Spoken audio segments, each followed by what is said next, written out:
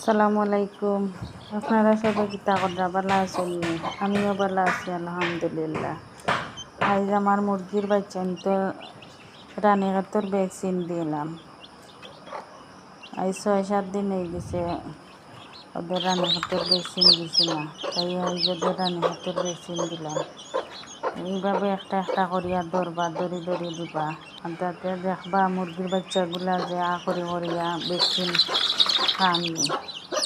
Vaccine যদি তারা করে খায় তাহলে বুঝবা যে ভ্যাকসিনটা দেওয়া সঠিক হয়েছে।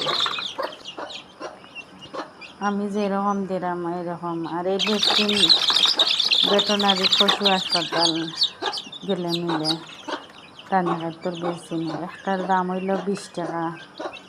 আপনারাও ভেটেরিনারি পশু হাসপাতাল থেকে আনতে পারবা চাইলে।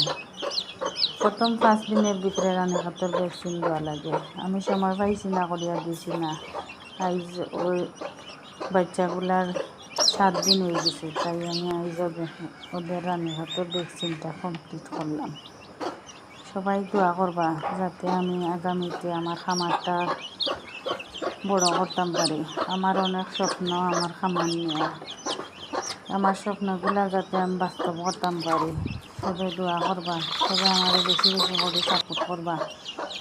আমার ভিডিও যদি আপনার ভালো লাগে তাহলে আমার চ্যানেলটারে আপনারা ফলো দিয়া আপনাদের সাথে রাখবা। আসসালামু আলাইকুম।